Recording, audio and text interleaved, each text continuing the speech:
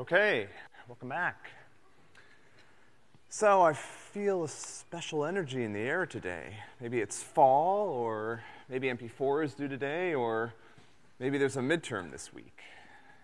That last thing. Okay, so today, at some point later, we're gonna talk about the midterm, and I'll take a few minutes to answer some questions if you guys have them. But I wanna finish up the material that we talked about on last week first. So we're gonna finish up looking at our second implementation of a list, using a linked list. We'll look at examples of how to iterate over a list using a for loop. These are things that we're going to test you guys on in today's homework, tomorrow's homework. Just as a reminder, I mean, these homework problems are all designed to prepare you for things that will be on quizzes. So there will definitely be a question on our next quiz, not this week. This week's the exam that covers object-oriented programming, but next week when we come back to our regular schedule of quizzes, there will be questions on these topics. So, you know, I've noticed that maybe some of you have decided that this is the time in the semester to stop doing some of the homework problems. Not a great strategy.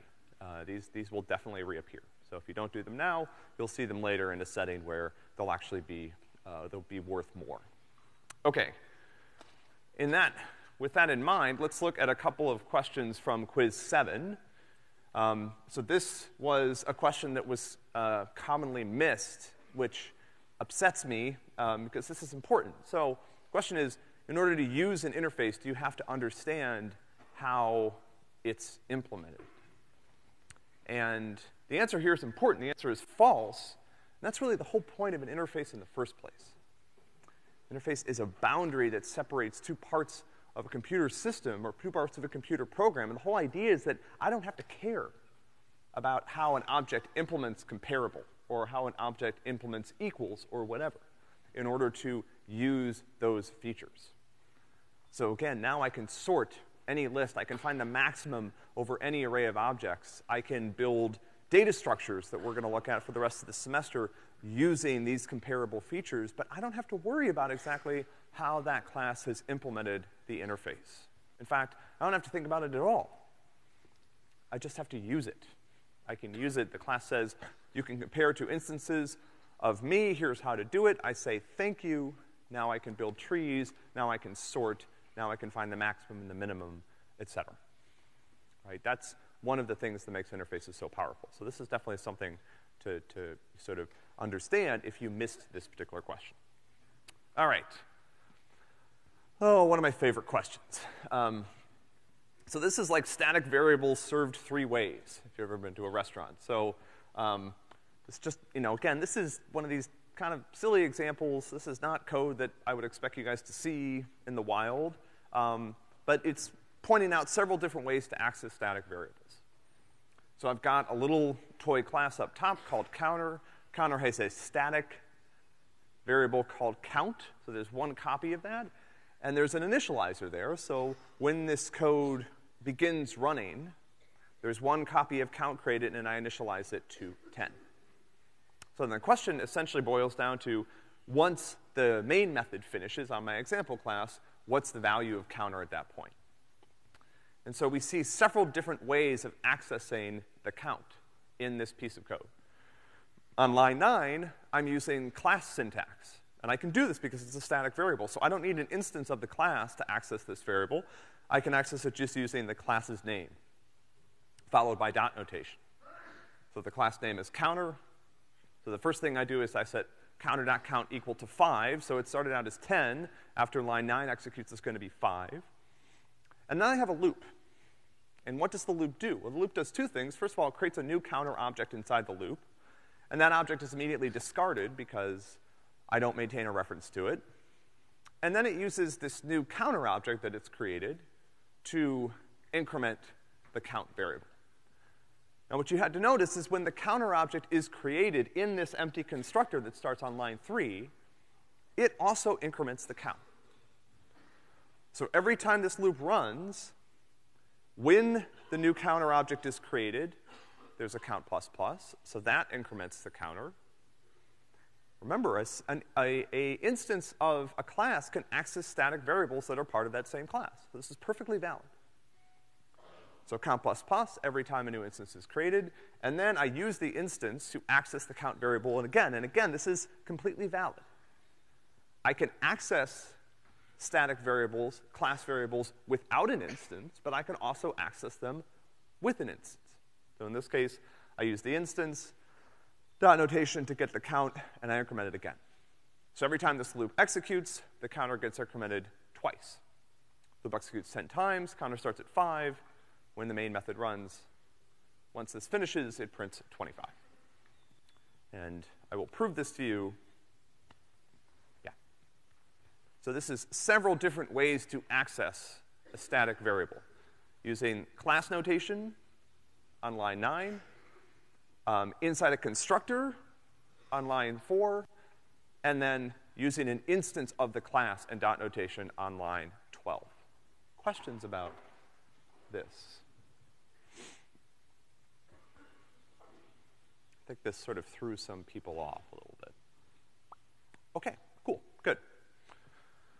So now let's return to talking about lists. So remember that a list is an ordered data structure. It's a generalization of an array that has some new features. So I can get and set values like an array. I can also add or remove values. That's a new feature.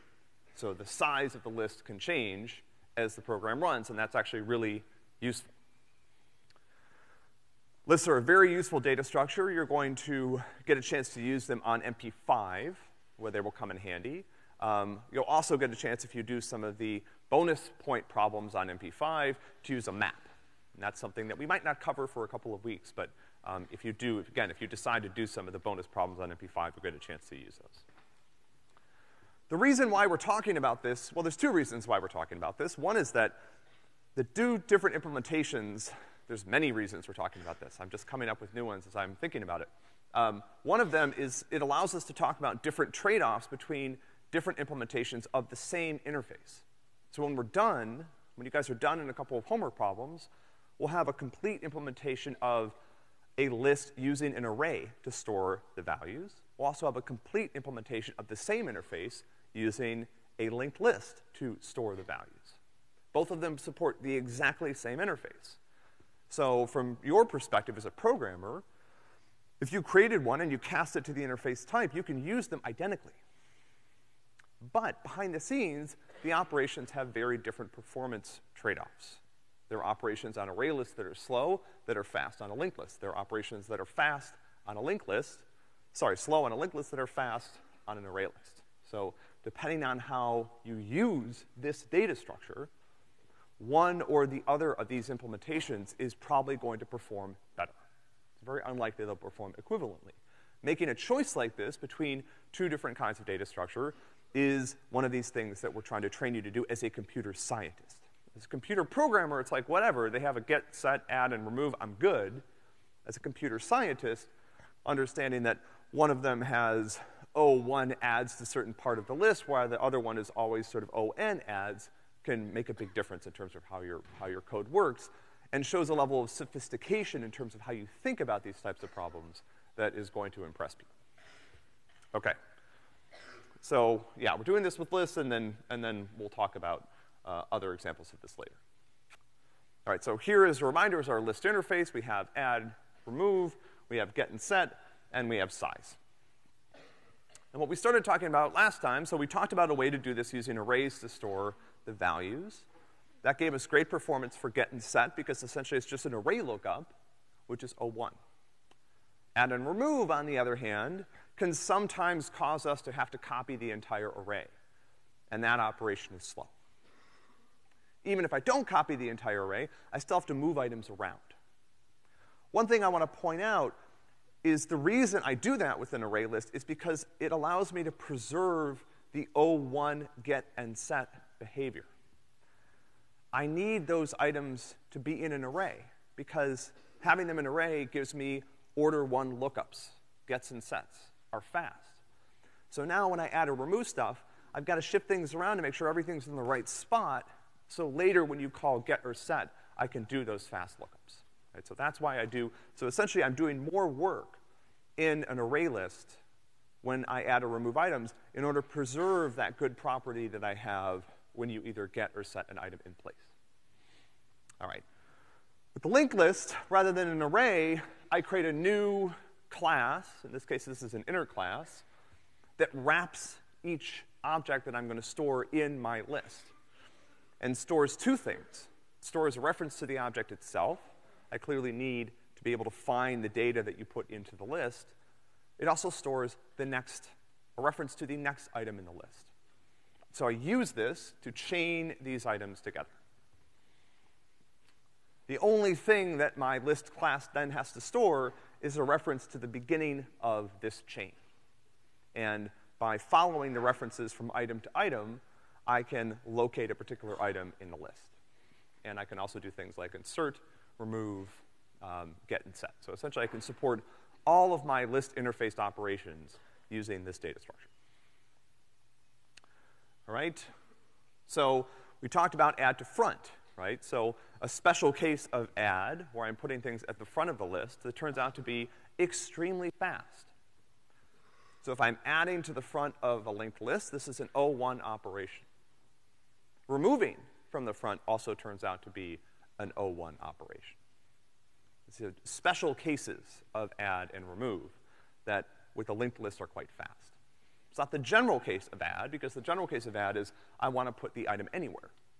But the special case of add and remove, where I'm operating just on the front of the list, is extremely fast. Not the case with an array list, O1 with the linked list. All right, so, if we want to practice our order of n analysis here, the feature that is going to drive performance for both ArrayList and LinkedList is the size of the list. But in this case, if you look at our implementation of addToFront, or as we'll show it in a minute, the add case where index is 0, it's just constant time. There's no loop. There's nothing that's being repeated. Once we start looking at more general add and removes, you will see a loop. And so this is a special case of add that happens to have really good performance on this particular implementation of a list. Okay. What we pointed out, and this is something that you guys are getting a chance to do on today's homework problem, is that linked lists, so certain types of adds are really fast. But there's a trade-off here. Just like with an array list, add and remove are slow, get and set are fast. With a linked list, get and set can potentially be slow. Because imagine that here's my list after I've added a couple of things to the front. This list has 3 items. The class stores a reference to the start of it. But if I want to find a particular value, I have to walk. We call this walking the list. I have to start with the first reference. I have to follow it to the next item. I have to follow its next reference to the next item. I have to follow its next reference to the next item. And I have to keep doing that until either I've counted up enough where I'm at the place where I want to be in the list, or I get to a null reference and I realize that the list ends at that point. One of the reasons we cover this, again, going back to rationale for talking about linked lists today, when I'm sure what you guys really want to hear about is the midterm, you will see this again in 225. You will see it again in 241. Linked lists are a favorite thing for interviewers to ask about. I got my first job because I could show how to reverse a linked list. It's a very, very common data structure to understand, and it brings together several of the things that we've been talking about, particularly references, right? The idea that I can have a reference to another object, and then I can follow that to the next reference, to the next object, to the next object, so on, right? But again, in order to find a particular item in the list, I have to start at the front. In this case, I'm trying to get the second item. I have to follow its reference to the next item. I have to follow its reference to the next item. And then finally, I get there, and I've located the item I'm looking for. An array list, this is a constant time operation. With a linked list, it requires that I do more work. Because I haven't put things in a nice box in order.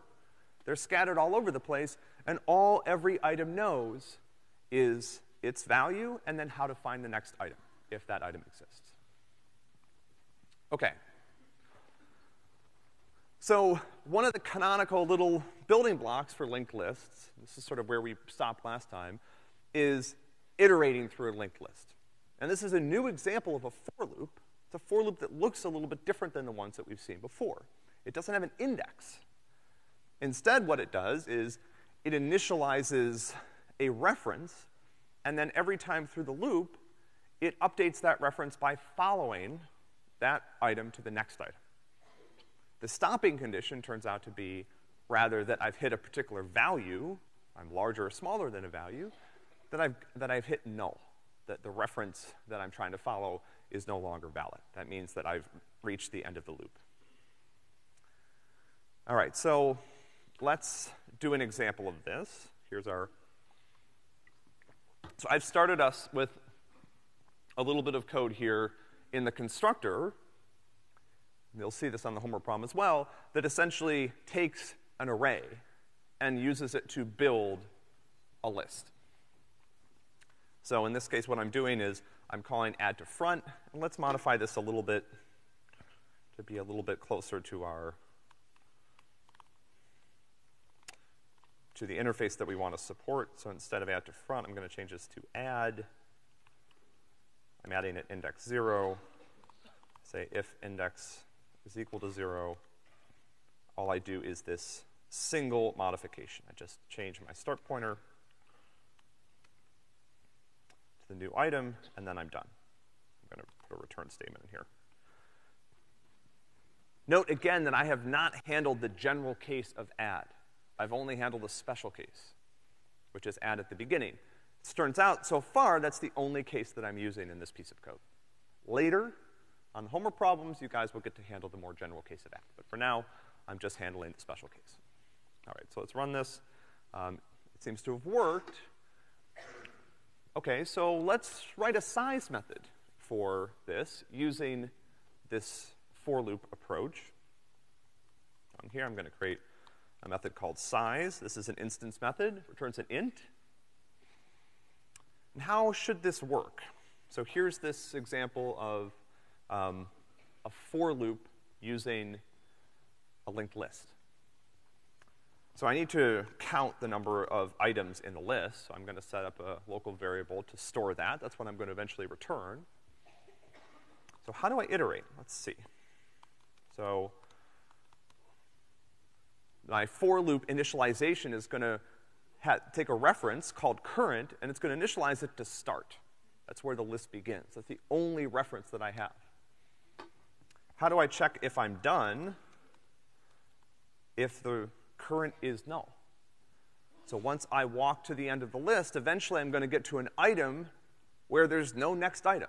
That is the last item in the list. What's my update condition?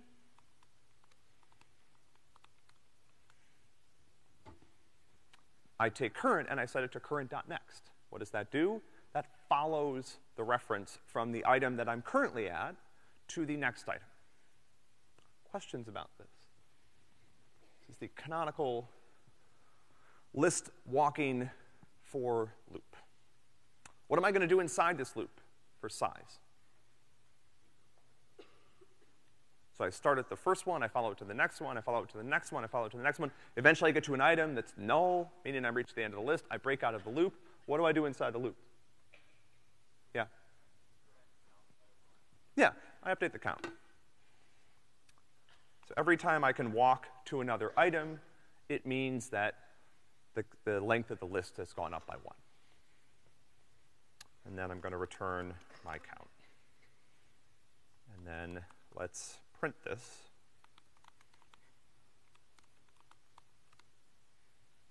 Good. That's correct. Let's make sure it works with an empty list, too, just to make sure I did this correctly. Okay. Put some other value. Let's put, should be 4. Good. Questions about this? And this is a very different kind of for loop. Not counting. I'm following references. Start with the beginning, follow it to the next item, if it exists. And you can use this to do other things. So on the homework problems, you're going to have to write variants of this canonical for loop to do things like find a particular item in the list. So you can see how I can use this to follow one item to the next. At some point, I might, instead of following it all the way to the end, I might want to walk it to a particular place in the list and then do something. Right? So you can modify this loop slightly to locate a particular item. That's what you're going to do on today's homework. Okay, great. So how do I do the general case of add? So right now, what I've shown you is only the add case at the beginning. That's the simple case. Because I know where the front of the list is. So if I want to stick something at the front of a linked list, all I do is, update it to point to the rest of the list and change my start reference, and I'm finished. It's very simple. But what if I want to do a general insert? Or a general add. I want to add to a non-zero index. I want to stick something somewhere in the middle of the list, or maybe at the end. How do I do that? Yeah.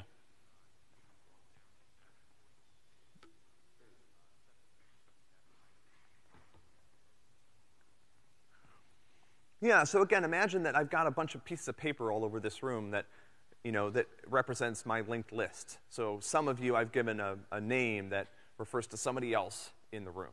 And that's how I follow my list. I start somewhere, I ask, okay, what name do you have? And she tells me, and then I go somewhere else, what name do you have? They tell me, and I keep doing that. That's my list. So if I want to insert something, I have to go to the right spot, and then essentially I have to take your reference, and I have to say, I've got to change this. This is wrong now. I've got this new person I want to add to the list. I change your reference to refer to this new person, and I change their reference to refer to the end of the rest of the list. That made so much sense when I said it that way, right? Maybe we should see a picture. Okay, so here's what we have to do. This will be tomorrow's homework problem.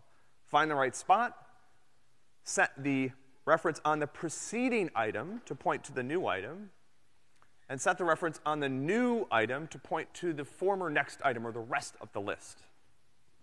So once I find the right spot in the list, this is a constant time operation. All I'm doing is I'm moving some references around. So let's see this in pictures. Okay, so here's my list. I've got 3 items. 5 is in index 0. 8 is in index 1. 1 is in index 2. I want to add 7 at index 1, meaning that when I'm done, 7 should be in where 8 is, and the rest of the list should move down. So I'm not replacing an item, I'm adding an item. When I'm done, the list has 4 items. So how do I do this? So here's the problem. If I actually go to the right index, I've gone too far. That's where I need to put this. So instead, I go to the preceding item. So if I want to insert something at index 1, the first thing I need to do is find the item at index 0. That's pretty easy. Actually, all it requires is me following that start pointer to the first item. All right, so here's the item at index 0. Here's my new item. There's 2 steps. First of all, I change item 5's next reference to refer to the new item 7. And then I set item 7's next reference to refer to item 8, which is the rest of the list. Let me show you that again. Slow motion. All right, so here's my list. First thing is I walk to the item before the place where I want to insert. So this is index 0. Grab my new item. I set the next reference on index 0 to refer to the new item. I set the next reference on the new item to refer to the rest of the list. And I'm done. So again, once I found the right spot, this is a constant time operation. Finding the right spot is not a constant time operation. Right, so that's where linked lists start to be interesting. Insertions at particular points, fast. Insertions in general, not fast. Okay. So I'm actually not going to do this in the interest of time, and also because you guys will have a chance to do it tomorrow. I want to make a couple more comments about lists, and then we'll talk about some performance differences, and then we will talk about the midterm quickly. All right, so what we've been talking about so far, and what the only real version of this type of list that you guys are going to see in this class is what's called a singly linked list. Why is it called a singly linked list? Because every item has one link to the next item in a list. I can also create something called a doubly linked list. This is fun. So what do you think a doubly linked list is? Every item has a reference to the next item and also to the preceding item. So I put things in order, but now, starting from any item in the list, I can not only walk forward, I can also walk backwards. Right? So this is, again, just a small generalization. Maintaining a doubly linked list is a little bit more work, because every time I add an item, I have to make sure that both its previous and next references are set up correctly, so the list still works, okay? So here's an example of a doubly linked list. In this case, I've also done something new, which is that my list class is now maintaining two references, one to the front of the list and one to the end. So now I can start walking the list at the end and walk it backwards, or I can start walking the list at this front and walk it forwards. Either way will work. I can actually do this with a singly linked list as well. So if I want to get better performance on a singly linked list for operations to the end of the list, I can store a reference to the end of the list. That's not something that's only possible with a doubly linked list. So we're gonna talk in a minute about the performance differences between different operations on lists implemented using arrays versus lists implemented using linked lists. But there's another trade-off here that you might have noticed, which is between time and space. So there's my simple array list.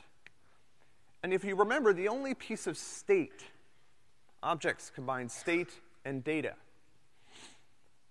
The only piece of state, or the only piece of data, sorry, objects combine data and algorithms, state and behavior. I'm misleading you. The only piece of state that my ArrayList class has is an array of the object references. So on some level, it stores only the data it needs to find the objects that you've added to it. My doubly linked list class stores the object reference as well, but it also stores two other pieces of information for every single item that you've added, both a previous reference and a next reference. And so for the same amount of data, a doubly linked list is gonna consume more space in memory. A singly linked list is gonna consume more space in memory than an array list, for the same number of items after making a few other assumptions. So there are, so a linked list is faster for certain type of operations, but it also consumes more space, because for every value that I insert, every object reference that I add to this, I have to not only store the reference itself, but I associate this other piece of data with it, which is a reference to the next item. That's how I link things together. That's the internal data structure that this list is using. So if I wanted to store n values in an array list, all I need space for is those n values. In a linked list, a doubly linked list in particular, I need 3 times n, 1 to store the value itself, and then roughly the same amount of space in memory to store references to the next item and the previous item. These are all object references, so you can assume that they consume roughly the same amount of space in memory. Okay. So now let's summarize at this point. You guys will, again, have a chance to work more with linked lists today and tomorrow, probably on Wednesday as well. But let's talk about the differences between operations on these lists, because this is sort of where the rubber meets the road, right? This is where you can, demonstrate some sophistication. So there are really, 3 different operations we want to talk about. And this is our singly linked list as we've implemented. So there's a special case of add, which is at the front of the list. And then there's the general case of add that should be called add rather than insert. I'll fix that later, which is anywhere. And actually, that should be insert or remove anywhere.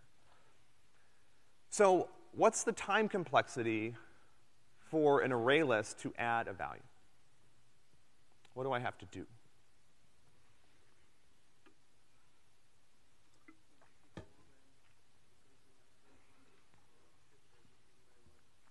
Right, so think about what I have to do. I have to take all the values in my current array, and I have to move all of them. I have to shift them all over by 1 to make room for this new value. So that process, even if I don't have to allocate more memory, which I might need to, that process is O(n). I have to copy a bunch of references from that old array to the new array. So ArrayList O(n). What about a linked list? Adding to the front. O(1). Yeah. Okay. What about get and set? Array list. Getting a value out or changing an existing value. What do I need to do? here's why I do all the work in add and remove, because this is fast. All I do is I use the index to directly look up the object in my array, and I'm done. O1. What about a linked list? Just based on what you've already seen, we haven't seen implementations of this, but yeah. Yeah, linked list is ON because I have to find the item, right? So every time you do a get or set, the linked list actually has to walk all those references to the right spot. Best case, it's at the front of the list, O1. Worst case, it's at the end of the list, it's ON. Average case, halfway through, ON over 2 or ON, roughly. Right, what about an insertion anywhere, add anywhere? So my array list, it's the same thing. Add and remove, regardless of where they occur, have roughly the same performance penalty. A linked list, on the other hand, where I'm adding or removing items really matters. In general, adding or removing an item at a particular location requires finding that item, which is ON, and then performing the modifications required to do the add or remove, which is O1. So it's ON. But again, there are these two special cases. I can create a linked list that makes insertions, add or remove from either the front or the back of the list fast. Why does this matter? It seems like, overall, array lists are kind of winning here, right? So the only place where a linked list is kind of winning over an array list is this special case of add and remove that's happening at a certain spot in the list. Why might I use a linked list? Or what type of scenarios could you imagine where a linked list might actually be useful? Again, I mean, like, in general, if I'm doing, like, general operations on these, it seems like the linked list is getting killed. Yeah. Yeah, so if I only ever operate on the front or the end of the list, linked lists give me a big win.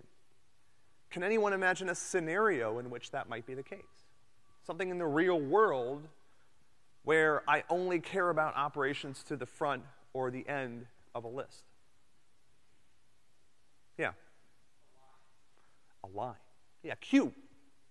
So for example, when you guys submit your MPs for grading, they go into a queue. When you submit them, they go into the end. There's another process that runs on our grading machine that pulls things off of the front. So they might sit in that queue. If it's 5 p.m. on Monday, they might sit in there for 30 seconds, a minute. But there's something else that's taking things off of the other end. And so there's only ever operations on either the end, where your MPs go when they're ready to be graded, or the front, where the process that actually grades them is sitting there pulling them off. And this is very common, actually, this type of data structure in computer science. It's a queue. You'll learn about the differences between queues and stacks and priority queues and stuff like that later once you take 225. But that's not an unusual thing, to have a case where, you know, particularly if I'm trying to separate two parts of a system that might run at different speeds. So you guys can submit, if you guys all wanted to, please don't do this. If you got together on the forums, like, everyone submit MP4 now. You guys could submit, like, you know, 1,000 submissions to the grader all at once. The grader cannot grade them that fast. And we don't do that on purpose, because if we grade too many at once, they all slow down and you guys all get no credit because you miss all the timeouts. So we only grade a certain number at once. So if you did that, what would happen is they'd all go into this queue, and then, you know, an hour later, the grader would catch up. Okay. We'll come back to this because you will need to know these operations, and we're not gonna do any more implementation today. Any questions about this before we go on? Again, this is important material to understand, and we will give you some more practice with it over the next couple days. Being able to use linked lists. Jeremy. Okay. Other questions? All right, let's talk about the midterm. There's a few minutes left. So, format. 10 multiple choice questions. These are drawn from questions that you guys have already seen on the quiz. There are 3 20-point programming questions. There are partial credit for all of these. These are, object-oriented programming problems. So, there are questions about interfaces. There's questions about polymorphism. There are questions about designing classes according to our specifications. There are questions that require you to store state. There are questions that require you to use interfaces that you should be familiar with at this point. The scope of the midterm, is essentially everything up through last week's quiz. None of the material that we talked about last week, starting with algorithms and lists, is on this midterm. It'll be on the next one. But everything up through last week's quiz is fair game. You guys have any questions about this? About the format of the exam? Yeah? I believe you mentioned in one of the previous lectures what the topics of the 3 20-point programming questions were. I don't know if I want to disclose that or not. I mean, so the question was, will you tell us what the topics of the 3 20-point programming questions are? I'm not even sure I remember at this point. They're on object-oriented programming. Does that do it? It's probably not what you guys wanted to hear. No, yeah, I don't think I'm gonna be that specific about it. I mean, these are not questions that you should find surprising, right? I mean, these are questions that are based on derivatives of the questions you've seen on the quizzes, the questions you've seen on the homework for the past month. If you want to prepare, that's what to do, right? Take time, go over the homework problems. Right, yeah, so essentially, here's the date range of lectures that are covered. There's no coverage of algorithm runtime, or anything about lists on the midterm. There may, this is, in order to implement these objects, there may be a couple of places where you need to do a little bit of imperative programming, right? You might have to write a loop, you might have to write an if statement, whatever. That's not the focus of this midterm, but it's certainly a fair thing to ask, right? In the sense that the concepts that we're driving at, that we really want to determine if you can understand, are how to, use Java's object-oriented features. But we might have you write methods for classes that require a certain amount of imperative programming. Nothing super, there's no string rotation. Somebody apparently was having bad dreams about string rotation. There's no string rotation, I can guarantee that. Questions about midterm, content, scope? Yeah. So how do we give you partial credit? So the test suites are broken into small pieces, and it's possible to get some points by completing some parts of, the particular problem and not others, right? This is actually, I'm gonna whine here for a minute. It's actually really hard to do in Java, and I do want to warn you, if your code doesn't compile, it is impossible for us to give you partial credit. It's completely impossible. We can't run a single test case. So there are times when, like you have experienced for MP3 or MP4, you might have to stub out some methods to get the code to compile. We have tried as hard as we can within the bounds of Java and how Java works to give you partial credit on things, using everything in our bag of tricks. But there are certain places where, again, if your code doesn't compile, or it causes the test suite not to compile, there's nothing we can do. This is one of those places where, remember we talked about earlier in the semester, one of the goals of language design is to turn runtime errors into compile time errors. From the perspective of partial credit, that's kind of not what you want, right? We would prefer we'd be able to run your code and it would cause errors then that we could then allow to fail the test cases. But, in certain places in Java, if you don't provide the right methods with the right signatures, your code won't compile. If your code doesn't, implement the right types or whatever, it's not gonna compile, right? So there are places where again, like I said, it's difficult to provide credit, or difficult or impossible to provide credit for code that won't compile. But we've done our best to try to test as much as we can in a way that allows you to get points on different parts of the problem, independently. Other questions? It's a good question. Yeah? Nope.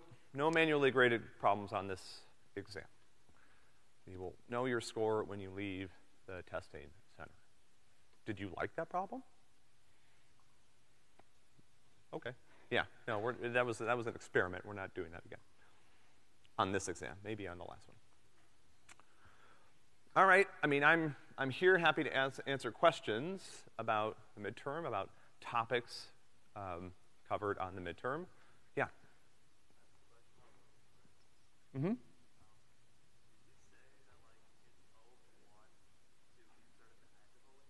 Can be. Ah, okay. Good question. So we have a question about linked lists, which is a fun question. So the question was, how can it be O of 1 to insert at the end of a linked list? So the examples, this is not the right thing to show you. Well, actually it is. So the examples that I've showed you so far, the class has only maintained a reference to the start of the list. So that means I can find the start of the list really easily. So if I want to make insertions at the end fast, what do I need to do? Maintain a reference to the end. Yeah. So my linked list class could also have an end reference that points to the end. Sorry. These are not pointers, they're references that refers to the end of the list. And so by following that reference, I can immediately jump to the end of the list, right? And then I can do some operations there. So what would I do to insert at the end? Let's say I had another reference over here that referred to the end. I would jump right to the end. I would set the item at the end of the list, and then I have to update my end reference to point to to refer to the new item. Yeah. Yeah, so there is a way to make this fast. The linked list class that we've showed you so far doesn't do that, right? But I just need one more reference on the parent class. It's a good question. Any other midterm questions? Yeah.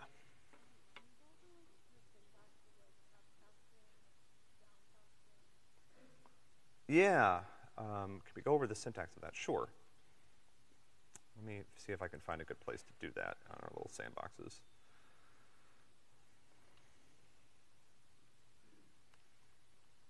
Well, let me just talk about it for a minute first. So the question is, can we go over the syntax of upcasting and downcasting? So there's no special syntax required to upcast in Java. It just works. So for example, if I can always do something like this.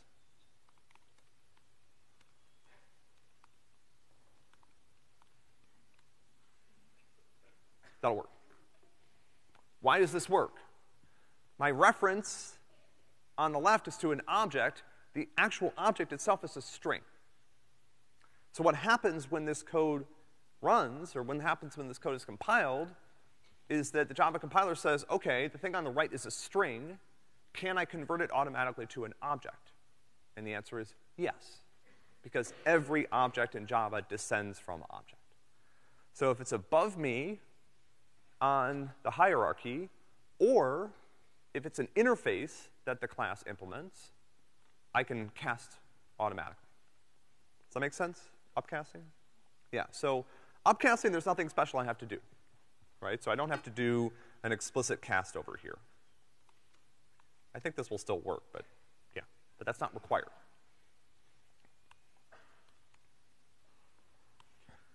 All right, so, yeah.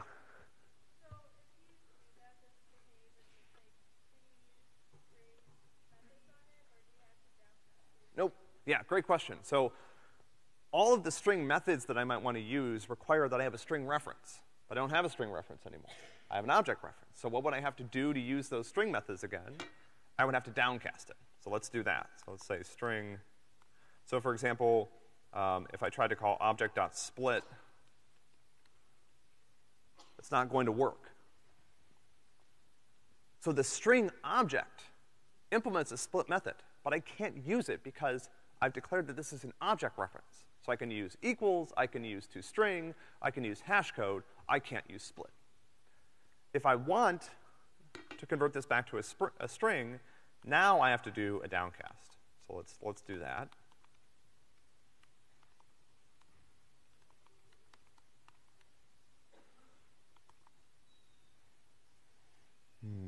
Oh, typo. Yeah, so this will work. So now what I've done is I've taken the object reference that had been upcasted from a string, and I'm downcasting it back again on line 4. Then once I have a string reference, I can call methods like split. So I have an implicit upcast here, and then I have an explicit downcast. When I do a downcast, I have to cast it explicitly. Why? Because it's possible that I'm wrong about what type of object this is. So let's try this. Let's say I have an object reference, and I think this is an integer, and so I'm going to try downcasting it to an integer. And so you'll notice something here. This is a runtime error. It's not a compile time error. When the code is compiled, the Java compiler this is sort of one of those obvious cases you wish the compiler would be able to handle, because it's like, it's clearly a string. Like, look at the line above. Anyway, but Java won't automatically check this for you at compile time.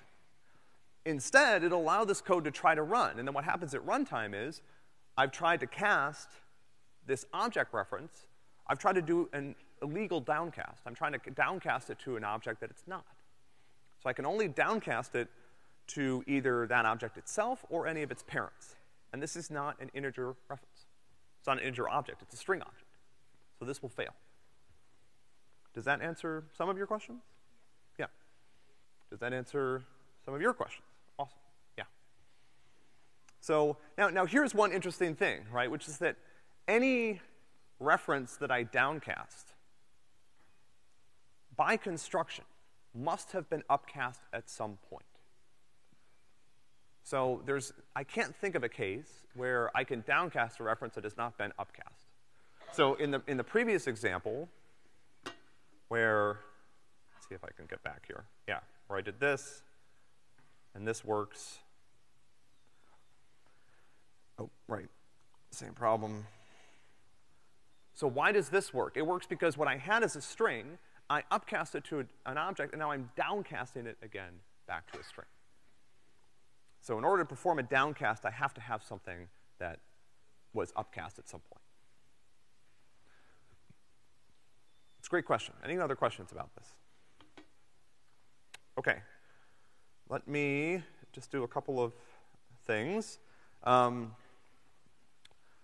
First question is, the first thing I want to remind you of is that you guys are doing really well.